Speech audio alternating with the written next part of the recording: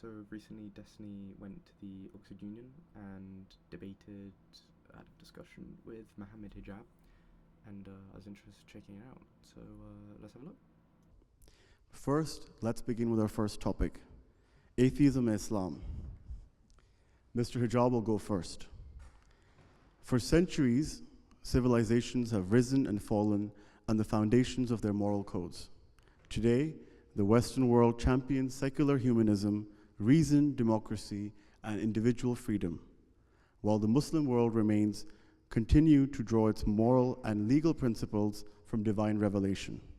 So the question is, Islam claims to offer a complete moral and civilization framework rooted in divine law, whereas atheism grounds morality in human reason and social consensus. In a world torn between Western secularism and Islamic tradition, whose moral system has produced a more stable, compassionate, and just society, and why? Please, Mr. Hijab.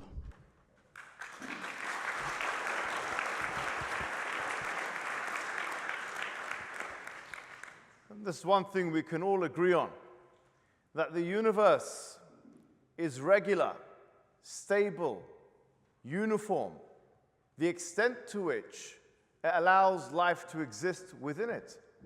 From every small atom to the largest of celestial spheres, we see incredible goal-directedness within the cosmos. Now the question is, what is the best explanation for that? Is it a source of knowledge, or is it a lack thereof? This is the question that must be asked. Is it a source of knowledge, or is it a lack thereof? Another question that could be asked is that, did something come from nothing?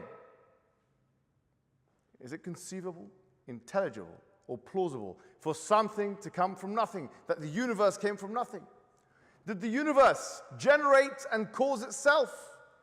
Well, to suggest that the universe was generated or caused itself is tantamount to saying that a mother gave birth to herself.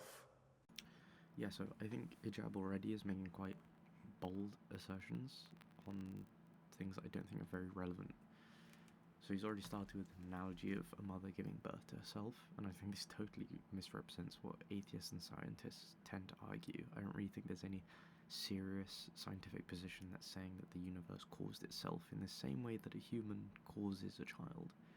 I think the assumption is already assuming a very human biological model of causation and then tries to map it onto the origin of reality as a whole. I don't think physics tends to work like biology, and many early universe types of models don't rely on everyday cause and effect. So most scientific views are not saying that the universe came from nothing. They generally think that it begins with something already existing. So like quantum physics talking that there may have been quote-unquote empty space, but that empty space still contains energy and fields. There would be like particle pairs that appear and disappear within these types of fields without any prior cause in the classical sense that physics would have quantified these things. There's like events that arise from existing physical systems, not necessarily from nothing at all entirely. For example, there's other models as well that say that there's even earlier cosmic states, like before the Big Bang. They're just saying the Big Bang is a transitionary period, not necessarily an absolute beginning. So asking what caused the universe becomes similar to asking what caused the laws of logic. It assumes a type of explanation that may not fit the subject at all. I think that the mother analogy really fails because it's assuming multiple things that science does not assume. So the assumption that the universe began like an object inside time, it doesn't make sense. Also that all causes work like human actions, like giving birth to a child, like in the biological way. And third, that the only possible alternatives is either God or nothing at all. And I really don't think scientists would agree with any of those. I think the issue is that science looks for models that describe how reality is behaving, and religion is really looking for a purpose or an intention. And when hijab is using this analogy, it really is shifting the discussion from physics to intuition. And to suggest that there's more than one ultimate source of being, more than one necessary existence, is tantamount to saying that you can have more than one mother to one sole child. Therefore, it is clear that monotheism, the idea of one source, that is the foundation for everything that exists, is the only reasonable conclusion. Another question that must be asked is, what is the purpose of life? What is the purpose of life? Imagine going into work. You don't know who your boss is. You don't know what your role is. You don't know what you're doing there. But here we are in the career of life, and we don't know what our purpose is. The purpose of life is to align the finite with the infinite. The purpose of life is to submit to the lawgiver. The purpose of life is to submit to the ultimate source of all creation. So again, hijab is making an interesting analogy by comparing life without God to going to work without knowing your boss or your role. So he's kind of suggesting that without some sort of divine lawgiver, your life has no purpose at all. But I think this analogy really misses the point, which is that life isn't a job where we're just randomly assigned tasks.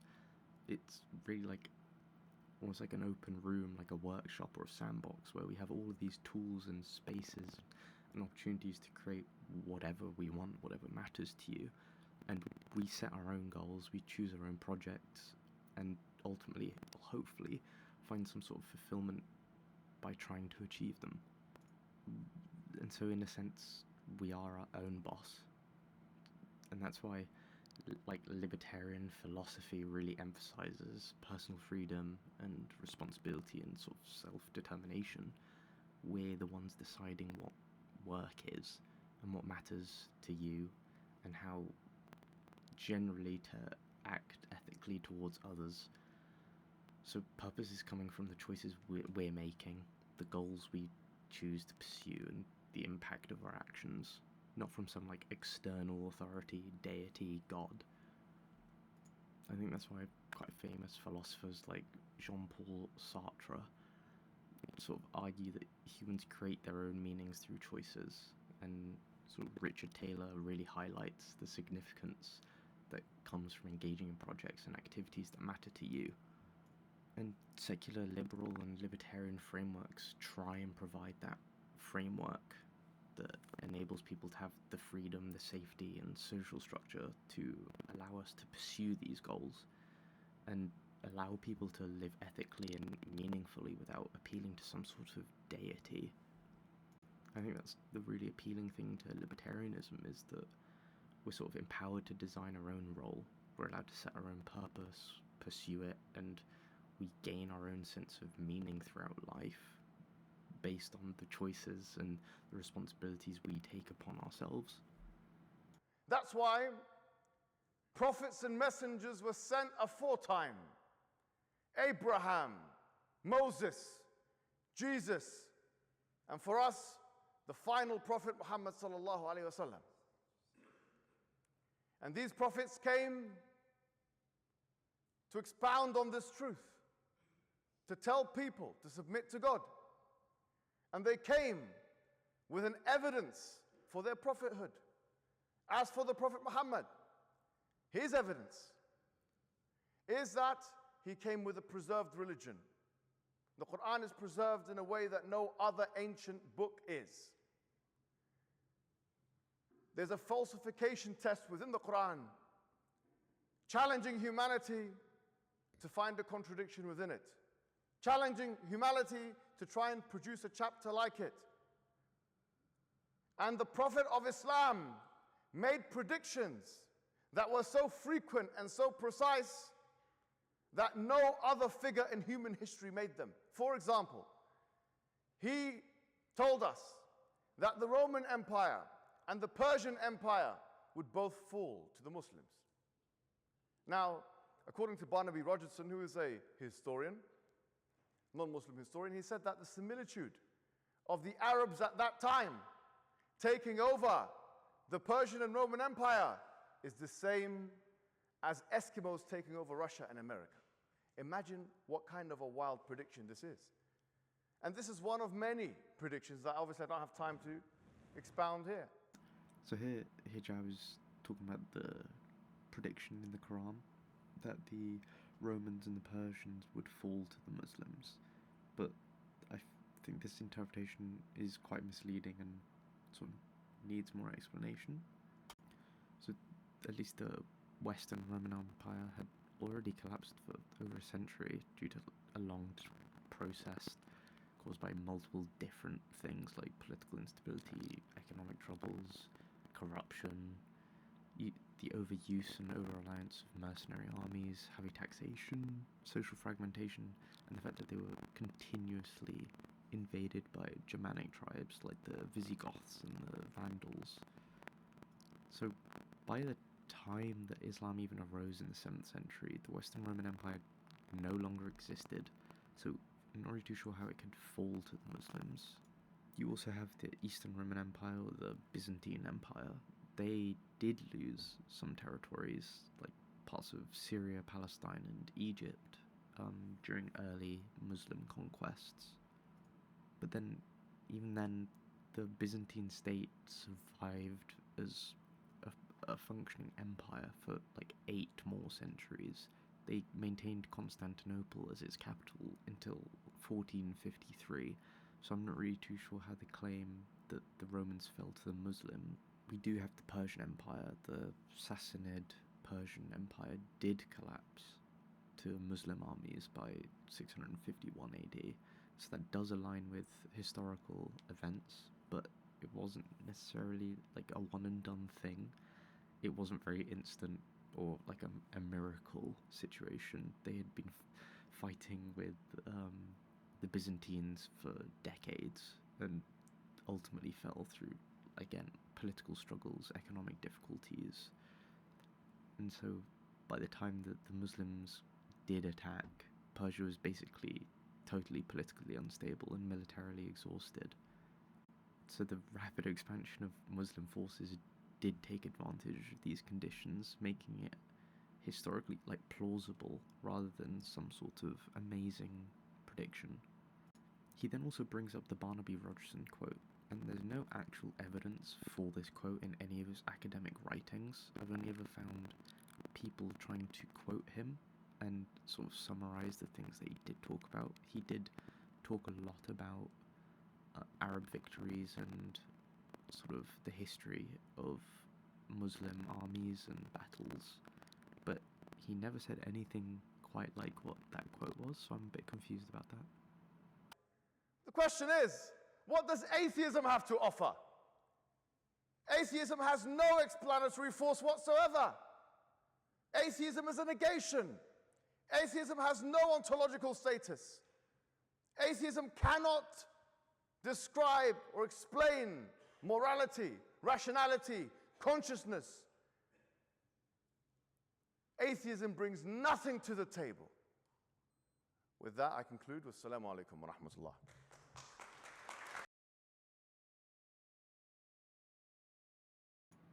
It doesn't make sense again when Hijab's saying things like atheism has no explanatory force or it brings nothing to the table. I feel like that's a core misunderstanding of what atheism actually is. It's not a belief system, it's not a religion, and it doesn't claim to provide a complete moral or metaphysical framework. All it literally means is a lack of belief in a god or gods. So its goal isn't supposed to replace religion or answer every existential question. The main point of atheism is simply that religious claims aren't convincing. that doesn't mean that atheists are left without ways to think about morality or purpose or rationality. In fact, atheists often turn to philosophy or scientific or social frameworks to structure their understandings of the world. So, for example, in this case, like destiny, you might want to adopt libertarianism, which emphasizes personal freedoms and responsibility, or they might even follow sort of utilitarian ethics, which is prioritizing actions that reduce harm and increase well-being. Or you could even draw from something like a humanist philosophy that find meaning in human relationships or creativity and knowledge. None of these require belief in a prime deity. They're just a way to potentially provide a reason about your own morality or life purpose or consciousness. And so, from everything we've had so far, I think one of the biggest issues is that hijab doesn't actually answer the question. He asserts a lot of things and creates a lot of analogies to try and attack destiny, but he doesn't actually answer the prompt at all, which is which moral system produces a more stable, compassionate, and just society, and why. But he hasn't addressed stability at all. He hasn't addressed the compassion. He hasn't addressed any form of justice. The only examples he's given are historical military conquests, like how the Muslims were able to take over lands and empires, and that doesn't really demonstrate a moral system producing a very stable, compassionate, or just society. It's more about political power and military success, which is pretty unrelated to the ethical question that is being asked in this debate. And so, to summarize, I don't think that his claim that atheism offers nothing is very good. I think it conflates the lack of belief in gods with an inability to create your own meaning. And atheism doesn't have to do that. It is there to allow individuals to construct their own sense of meaning and morality through reason, society, and your own experience, rather than some divine authority. So I think frameworks like secular ethics, humanism, or even libertarianism is there to engage with stability, compassion, and justice, which I think are real metrics that I think this debate is here to talk about.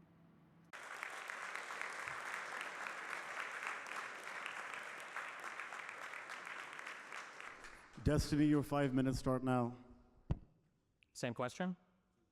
And then could you restate the question for me?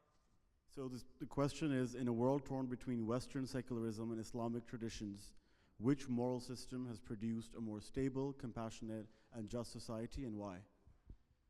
So I would say that secularism, as the foundation for, at the very least, the system of governance that we have, and the way that our laws and the way that we dictate how we conduct ourselves, I think is superior to any individual religious system because it allows for all these different viewpoints to come together. I think that it is no coincidence that we are in a relatively secularly governed country where we have the ability for somebody to speak on their religion and they can say what they want about it, they can have their beliefs about it, and I have the ability, or anybody else here has the ability to disagree with that particular viewpoint, but there's still room in society for that viewpoint. I would say that one of the foundational errors or one of the foundational mistakes or incompatibilities that the more fundamentalist approach or the more hardcore approach to religion has led to is the intolerance in certain societies of other types of beliefs. So whether that is the way that you conduct yourself and how you do comedy or speech, whether that's the way that you set up your particular neighborhoods, whether that's the types of laws that you pass to allow freedoms for other people in society, especially people that have traditionally been oppressed by systems of governance, could be different types of minority figures, it could be women, it could be people of LGBT status. I think that the more secularized society is superior because it creates space for all of those people to exist together in a system that is functional. I think that there is some conversation to be had about the nature of existence. I do think that it's nice that religion gives us easy answers in all of our big branches of philosophy. You don't have to do much ethics, much metaphysics, much... Yeah, I think everything that Destiny is saying here is totally empirically backed up. There's so much data that tends to suggest that the more secular your society is, the more freedom of expression you have, the better the outcomes for the citizens of those countries. So there's a study that looked at data from 49 nations, and they suggested that secularity had the strongest explanatory power for support of gender equality. So people who were found to be less religious were actually far more likely to endorse things like equal rights for women, even when we were controlling for things like income or education. And I think this really shows that societies that have a broader support for equality also tend to show lower levels of social conflict and exclusion. And then also when looking at more of these secularized democracies like the UK, Canada, Germany, these countries that allow people to openly criticize religion, they also tend to have high levels of social trust and civic participation, which I think are some of the most important things when you're trying to have a flourishing society. And so when there's more minority protections, they tend to also have a stronger separation between religion and state. And having this also tends to have high levels of gender equality and protections for LGBTQ people. And so I think this kind of all just shows that when you have a state that is secularized, it's way less likely to privilege just one belief over another. And so of course that's going to reduce the amount of institutional discrimination and cause any types of conflict in that way. I think really all we need to do is look at Scandinavian countries. They tend to illustrate all of these things perfectly when you look at how secularized they are and how high they rank among things like human development, life satisfaction, even things like allowing press freedom. I think that kind of totally supports Destiny's claims that the more secularized a society is, the more beneficial they are, and sort of how good they are at producing stable, compassionate, and just societies. Epistemology when it comes to figuring out religious beliefs, because all of the answers are kind of there for you, and maybe that allows you to explore other things in life. But when it comes time to arguing those things to other religious people, the last I checked, I don't think that Islam or Christianity or Judaism have settled their disagreements between who is the one true religion, Abrahamically, or any of the other number of religions that people choose from. So I think that in terms of societal progression, in terms of the moral progress you could say that we've seen as a society, I think that a larger secular umbrella has allowed this to happen. I don't think it is a coincidence that people find themselves moving more, and we'll talk about immigration later, to these more Western secularized societies, because these societies have such specific carve-outs for different types of beliefs and different types of religions to exist and to express themselves. And I think that having these countries change back to regress into a more religious state, into a more fundamentalist state, where all of us are required to have a particular religious belief, I think would be a regression in the, I would say, philosophical progress that we've made as a society, or as multiple societies, because, the idea of being able to enforce your religious ideology or your dogma on some particular group of people, I think is an idea that was tried in the past and hasn't produced the societies that have the most flourishing today, which I would say are the ones that are more secular and do allow for more different points of view.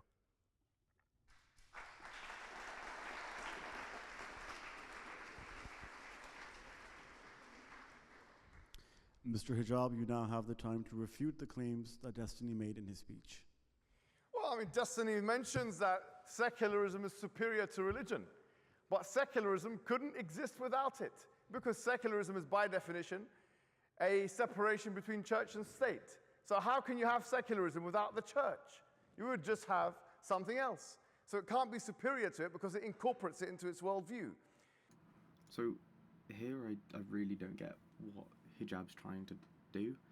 It feels like his objection to secularism rests entirely on some conceptual point rather than actually evaluating how secular systems tend to function. And so here he's arguing that secularism cannot be superior to religion because it depends on it in its definition. But the definition is only just describing that there's trying to be a separation between the church and the state. So some of the issues that I have with this thing is that you're still not really determining the value or performance of secularism. Many systems tend to come about in response to an earlier system in the hopes that it'll surpass them. In this case, they're trying to surpass maybe the fairness and even effectiveness of it. So democracy came about in response to monarchy. We had science, which came about from natural philosophy. We have things like the constitutional law, which came to try and correct certain abuses of absolute power. And in all of these cases, the fact that they came from an older system isn't something that should prevent it from improving on it. I really feel like Hijab thinks that secularism is some sort of worldview that's trying to compete with religion on truth and meaning. It's literally just a framework for trying to govern with political power. Like, religion is there to address beliefs, worships, and say, like, moral doctrine, while secularism is used to try and define limits of, like, the state's authority. So there's no one single belief system that is dominating so much that it's getting involved in, like, public law. And so trying to separate these things is weird, that he's trying to imply there's some sort of dependence. It's really only there to try and prevent some sort of like coercion or exclusion. And so, like, historically, secularism developed as a response to social failures. It's not just some like abstract theory. So in like early Europe, there was a lot of religious wars and persecution, and so there were disagreements over belief that often resulted in some sort of violence or loss of civil rights for people. And so this like Enlightenment era, which brought about these Enlightenment thinkers like John Locke or Voltaire, these people who would argue that the government should remain neutral towards religion in order to protect people and reduce conflicts between sects of people, to try and create a more stable political institution. Secularism was designed just to improve in governance, not necessarily to totally deny religion itself. Like, secular systems just don't require some sort of powerful church to exist. Like, France, for example, enforces a lot of secular law despite the near absence of religious authority. And the United States, it tries to maintain its constitutional secularism no matter what the change in religious belief amongst its population is. And somehow, these systems are still functioning even as religiosity declines, because its purpose is there to not to preserve religion, but it's there to protect equal treatment under the law for people who do believe or don't believe. And so, like, I don't know, hijab is really just trying to treat secularism as if it's some sort of rival belief system, rather than a political, practical solution to real historical issues.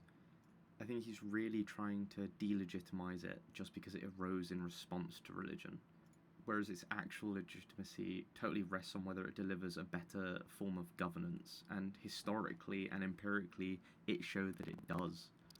So he again isn't really trying to address the core question that has been there the entire time. But the question really is, what's the objective basis for all of his claims? He mentioned LGBT and minority, this, that, and the other. The question is, as an atheist who believes that we are essentially atoms whizzing around, this is the physicalist, this is the materialist assumption.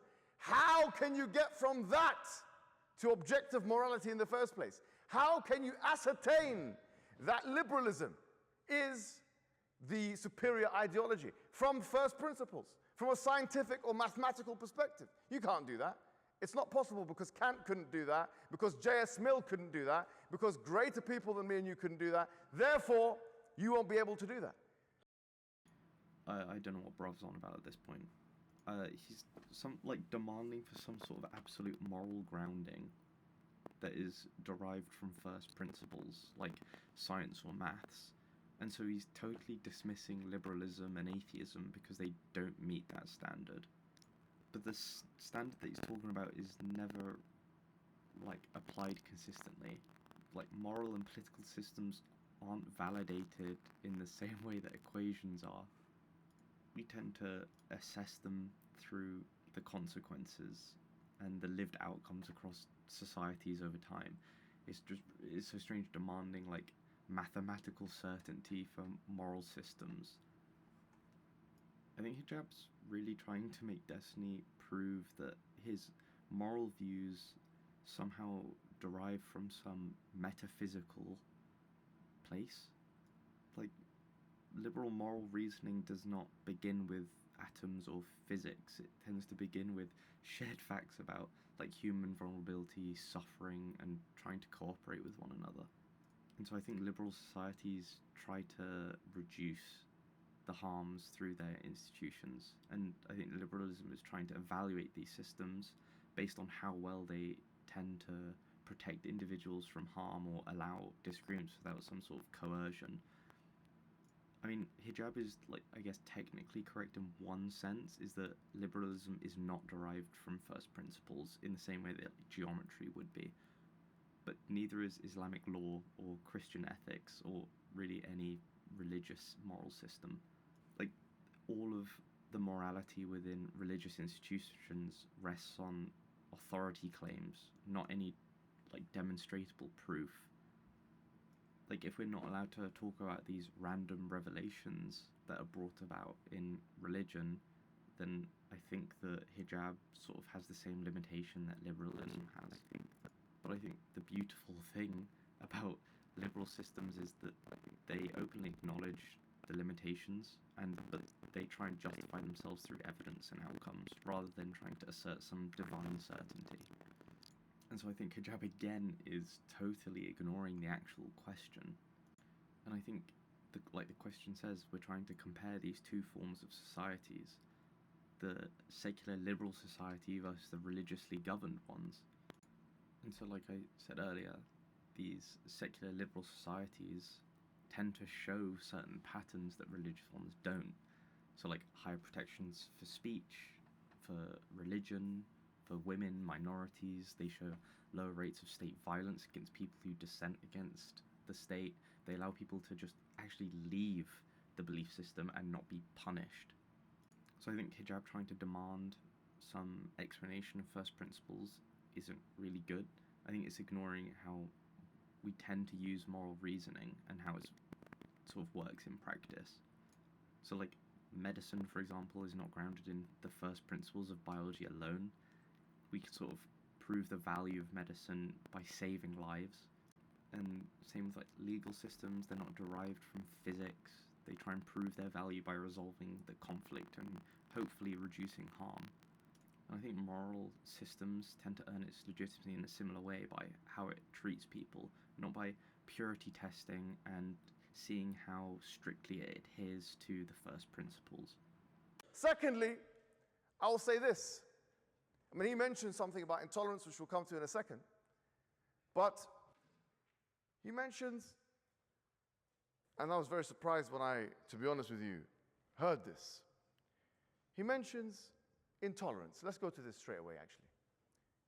This is a man who supports a genocide. This is a man who was going to the IDF, telling the IDF that, you know, when you're doing your atrocities, make sure you hide them and don't take pictures of them. Running the IDF, okay? Leave your fucking cell phone at home and stop taking stupid fucking videos, okay? Because everybody's fucking you with them, okay? And if you see a soldier, okay, going through a fucking drawer, and listen, if you want to fucking wear a dress and you think it's funny, just don't fucking take a fucking video picture of it, okay? Jesus. Okay, yeah. Yeah. Okay, so a lot of people, I think Israel. You're going to talk to us about this? You're going to be sanctimonious and talk about minority rights? What minorities are you talking about?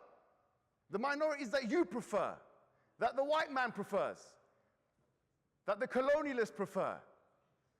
That's the minorities that when it comes to the Palestinians, no, kill them. You're actually telling people to kill them. This is absolutely diabolical. And with that, I will conclude, and you can respond. Yeah, so now at this point, hijab's just totally abandoned trying to answer the question and just shifted into personal and a moral indictment of Destiny. He's literally just saying, yeah, Destiny supports genocide, and so he can't talk about certain levels of intolerance or minority rights. I mean, like, optically, in this debate, it probably helps, but he's not actually answering the question or trying to explain why potentially his moral view is better than secularism. I think this is potentially highlighting how secularism is potentially better than some form of, like, religious governance. Because what happens to people who spout opposing views in these sorts of states? How do religious states often criminalize dissent or apostasy or blasphemy? Or really just any sort of political dissent? Is it not normally things like being sent to prison or execution? Even if Destiny believed in these things, which I don't think he does, I think secular societies allow people to have the freedom of voicing these things without being sent to prison or killed for it.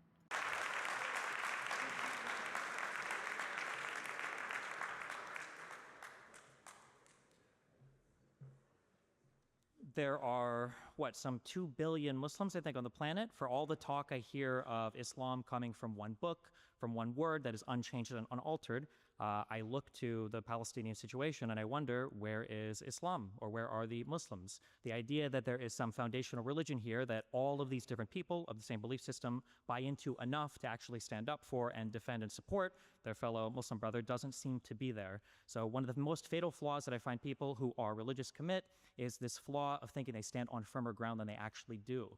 The idea that there is one holistic, unified view of Islam is probably a view that every individual Muslim would tell you, but maybe not all of them would agree on. I think the same can be said for Christianity, the same can be said for probably any major religion.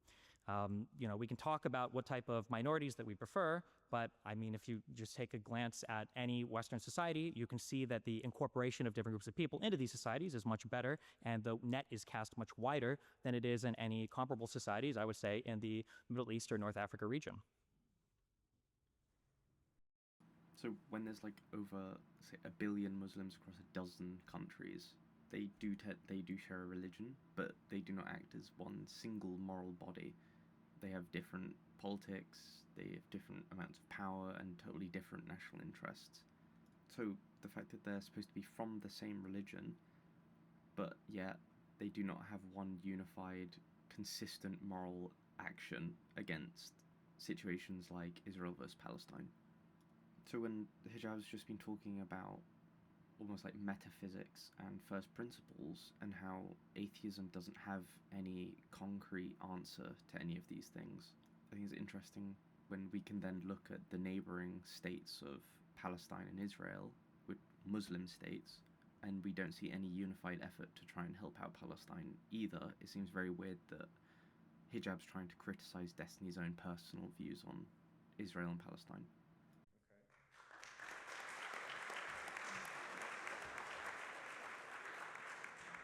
He says, where are the Muslims? That's a good question, and I agree with him on that, actually. But there's a distinction to be made between Muslims and Islam. The discussion here is not about Muslims, it's about Islam. That's the first thing. And then he says, okay, well, Western countries are doing a good job with minorities. I mean, liberalism coexisted with colonialism.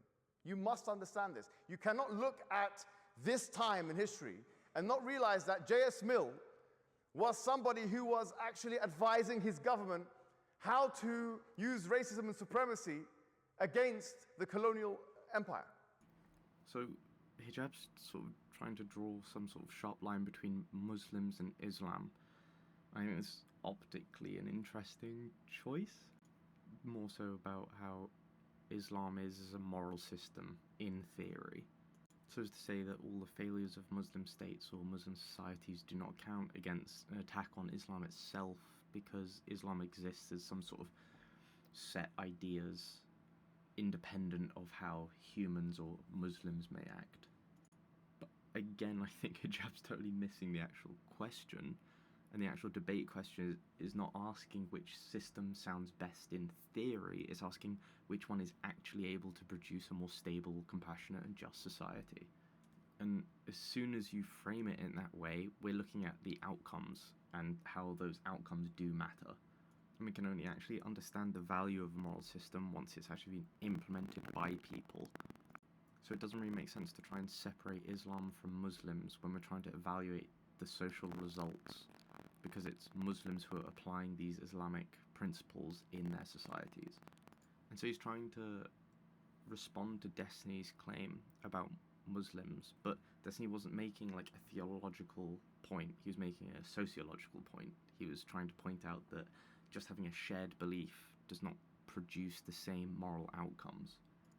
Like, they don't have the same political unity despite having the same moral views, and those moral views don't actually create any protection for minorities, for example. So then Hijab again totally misses the point and makes some abstract remark saying that Islam will remain morally perfect because it should be judged differently from its actual real-world effects. And then again, Hijab then has to shift it to something else. He talks about colonialism and liberalism. He then has to make the comparison that Western liberal societies are morally compromised because liberalism coexisted with empire and racial hierarchy. I mean, he is correct on that. He was kind of correct about the whole John Stuart Mill thing, talking about how Mill did support freedoms at home, but then he did accept sort of the colonial domination abroad. And yeah, in the 19th century, they did tend to apply certain rights quite selectively. But again, this isn't actually answering Destiny's claim or the question at all.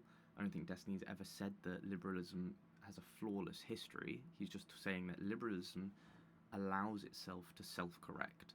Colonial rule did not end because of a religious revival.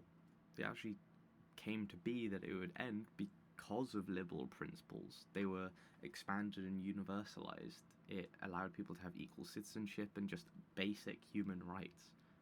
So again, he's trying to defend Islamic governance and defending it as morally superior without actually showing how it produces better outcomes for, say, minorities, even dissenters, or like women in these states. And so him trying to point out some like liberal hypocrisy isn't actually proving his point and isn't demonstrating some like Islamic success currently. Against members of the colonial empire, the colonies. So there has been a relationship between racism on the one hand and colonialism on the other, and it's very well known. Look what happened to India. This is a really bad argument. But the question is not about liberalism. It's about atheism, and there is no necessary connection between atheism and liberalism. You can be an atheist communist. You can be an atheist Nazi. You can be an atheist Zionist, as you are. As you are. He's importing liberalism into the discussion to save atheism. Sorry to say, just as, because he's open about this open relationship stuff, just as he imports other men to help with his conjugal duties. You have no business talking about liberalism. You have no business talking about liberalism. We're not talking about liberalism. Liberalism is a philosophy that's not on the debate card today. We are talking about atheism. Tell me how you can get to objective morality from atheism. Tell me how you can get to atoms whizzing around, carbon, which we are, from is to ought, as David Hume would put it. Otherwise, you'd be doing the naturalistic fallacy. If you can't do that, then be a man. It's going to be very hard, sorry to say, for you. Very hard. Be a man and say, I concede the debate. I give up. I throw the white towel. Although maybe you'd be using that white towel for other things, but if you can't do that, honestly, it's done. The debate is finished. And that's all I have to say. So, yeah, it's sort of devolved at this point. Like, Hijab is talking about how the debate is not about liberalism, but it's about atheism. And sure, to a certain degree, he is correct in that. Atheism by itself is only a position about belief in God. It doesn't automatically produce some political ideology or moral code.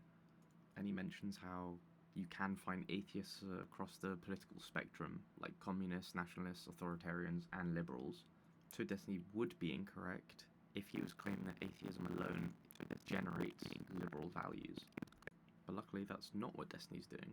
Destiny isn't saying that atheism equals liberalism. He is just saying that modern, secular, liberal societies are the most successful examples of moral systems that are built without some sort of religious authority, and that atheism fits comfortably within these systems. And then Hijab's talking about, he's making very much a straw man by demanding that atheism by itself needs to generate a full moral system totally from scratch. He keeps acting as if religion is trying to replace religion in every single role that it did play. Then he has to bring up people like David Hume talking about the is-ought problem, saying that you can't get moral obligations from physical facts about atoms. And I mean, like, he's accurate that that is what Hume did say, but about Hume's saying that you don't derive any moral duties directly from scientific descriptions of reality, such as like atoms and carbon. And again, like, he keeps trying to act like Destiny is attempting to ground his sense of morality in physics. They're saying that the liberal moral systems are grounded in shared human interests. Like Destiny's talking about reducing harm, increasing freedom, protecting autonomy, and allowing cooperation between people. He hasn't made a single claim about physics or atoms. The only thing they're trying to talk about is which moral system produces a more stable, compassionate, and just society, and why is that? Hijab hasn't once defended Islam or shown how Islam is producing a more stable, compassionate, and just society at all. He's now just going into personal attacks on Destiny. Can I please remind speakers, please let's have respectful civil debate. Thank you.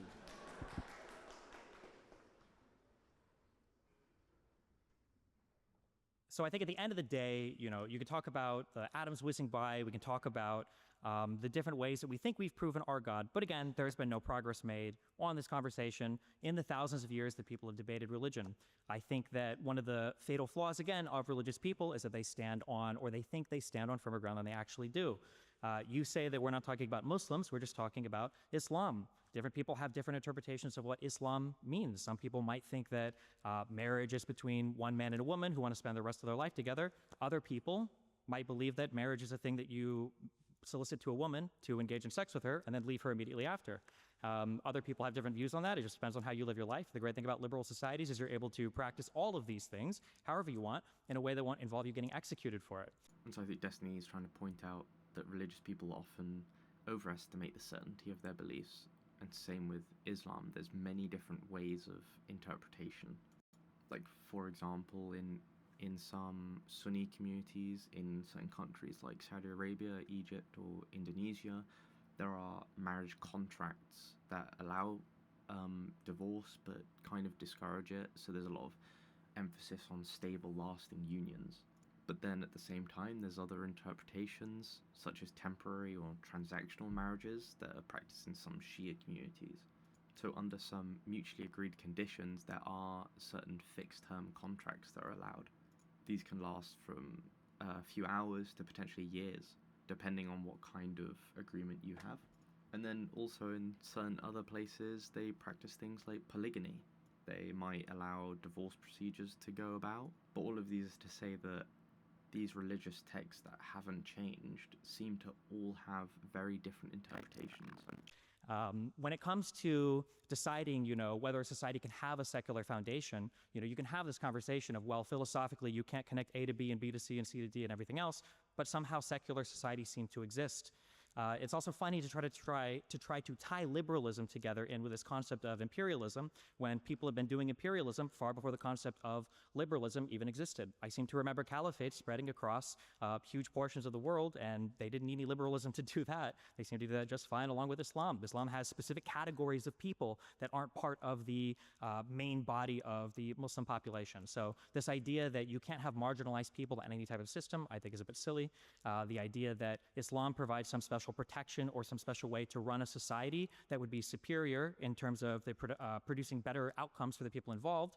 Where are those countries? That would be my big question. You know, if we were to argue about the successes of liberalism, I mean, I could point to Muslims existing in a liberal country today with the ability to argue for their Muslim countries. How many Muslim countries can I go to and find liberals arguing the same thing? I think that the idea of free speech, open debate, the ability to own private property, to start a business you want, and to practice whatever religion you want, I think is a special thing that liberal societies have created. And I challenged the opposing speaker to tell me, what are these model Arab societies? What are these model Muslim societies? What are these modern Islamic societies, or these model Islamic societies that you would want us to look more like than any of the countries in the West that you've found appropriate to live in? So Destiny really just here again is arguing that liberal or secular societies allow people to live according to their own personal beliefs without the fear of some sort of legal punishment or persecution.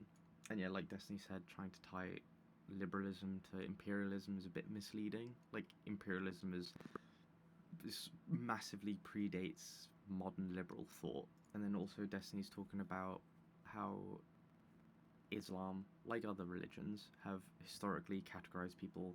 So if you're outside of the main body of believers, this led to a lot of systematic marginalization. So non-Muslims under this thing called the dhimmi system, if you weren't Muslim, you could practice your own religion, but you would then have fewer political and social rights, and you'd also have to pay extra, quote-unquote, special taxes.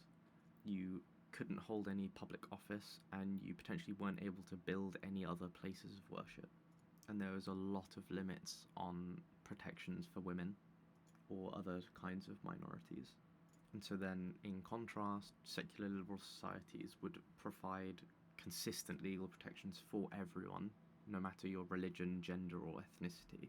These are all things that liberal societies have created and are currently not things that religious societies such as Islam do have.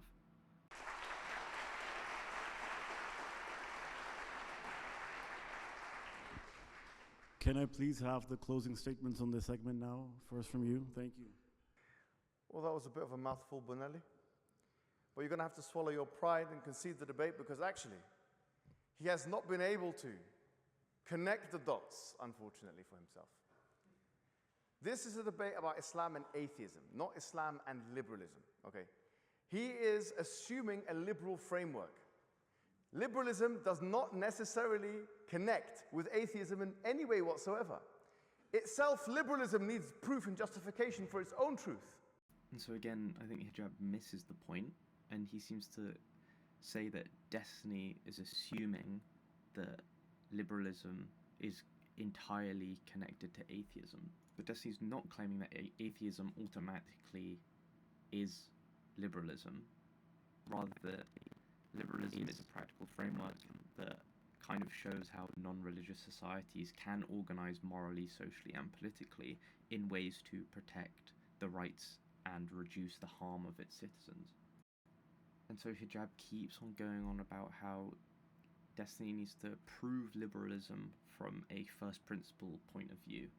And that's not really the goal of the debate. It's not for Destiny to justify liberalism metaphysically. It's to show that atheism does not leave societies incapable of producing just, stable, and inclusive outcomes. Destiny's just using liberalism as a lens, as a way to illustrate practical consequences. He's not making any philosophical claims that atheism must lead to liberalism. Which we can do in maybe another debate. I don't think you're going to be wanting to do any other debates after this. But the fact of the matter is this. He says Muslim countries, that's his big question. Where are the Muslim countries? I agree with you. Muslim countries are not following Islam. This is the answer to your question. They are not following. Muslim countries are not following. Look at the Palestine issue. There are non-Muslim countries who have done a better job than the Muslim countries with the Palestine issue. You know, they've acted more Islamic than the Muslim countries have. I agree with this criticism. Huh? So Hijab has just conceded that Muslim majority countries do not even follow Islam, and then uses the Palestinian situation as evidence for that, and yet that atheist, non-secular societies have actually done better. So we have empirical evidence of these societies doing better than Muslim societies. And so I think this whole Palestinian issue sort of underscores the whole point that non-Muslim countries may provide more protections for minorities, or might even uphold international norms better than the countries that claim to follow Islam. I think this just demonstrates that practical governance matters more than just religious ideology when trying to produce a just and functional society. We are not talking about that. As he's talking about execution and this and that. How dare you talk about execution? You are speaking to the IDF, telling them, if you're going to commit atrocities, don't bring your phone out. You are in no position whatsoever to talk about rights to us today. No position. Zero. Your sanctimony is gone, and you are finished, I'm sorry to say. So again, like, Hijab's just having to go and make personal attacks about things that aren't true or accurate. I think Destiny's point of saying that Muslim majority countries vary a lot in how they implement their rights and protections, and that just being part of this religion alone doesn't guarantee any types of outcomes. Where we have these secular societies which do provide consistent legal frameworks and do try to protect the freedoms of its citizens, like freedom of speech, minority rights, and trying to aim for social equality. And he's trying to obfuscate by saying that Destiny doesn't have a right to talk about things like execution is sort of like, again, obfuscating from the actual debate again. When you have like a dozen countries, like Muslim countries, that maintain the death penalty for apostasy and or blasphemy, I think, and the topic of the debate is moral systems, and that moral system being Islam, I think of course you should bring it up.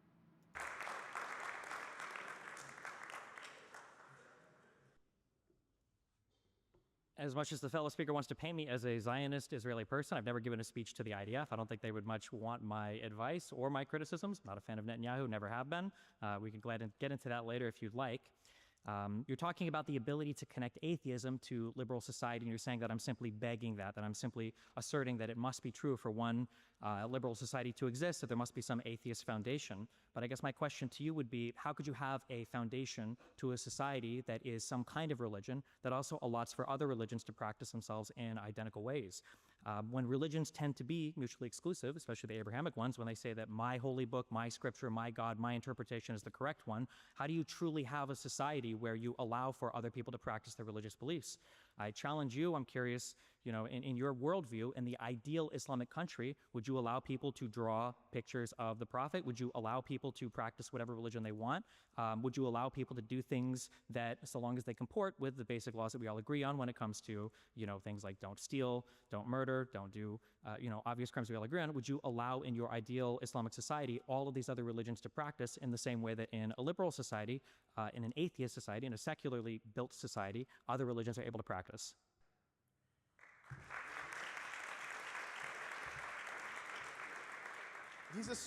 He asked me a series of questions, and he said that, would you allow the drawing of the Prophet? Would you allow this? Would you allow that? In the same way as liberal societies, why should it be the same way? You haven't proven liberalism is true, and you haven't proven that atheism is true. You've given us no arguments for anything. Yet again, Hijab keeps repeatedly ignoring the claim or just not understanding it. He keeps thinking that liberalism or secularism must be proven true, or that it's concretely tied to atheism. Like, secularism isn't some metaphysical truth that I think he feels like Islam is. It's just a type of governance to try and produce measurable social outcomes, such as freedom of speech or gender equality. Destiny is just using liberalism here to show that societies can function morally and effectively without the enforcement of religion. And you wouldn't be afforded any of these liberal rights in Muslim countries. And then he says, free speech. Well, it's very interesting he mentions free speech, because I'm going through some of his content, and he was making an argument for child pornography. And he, in fact, said that there's a pragmatic case for child pornography. So, yes, the Muslim countries would actually ban something like that. And that is an inhibition to the free speech people like you, atheist morality, would bring to the table. Child pornography is banned in the Muslim countries, for example.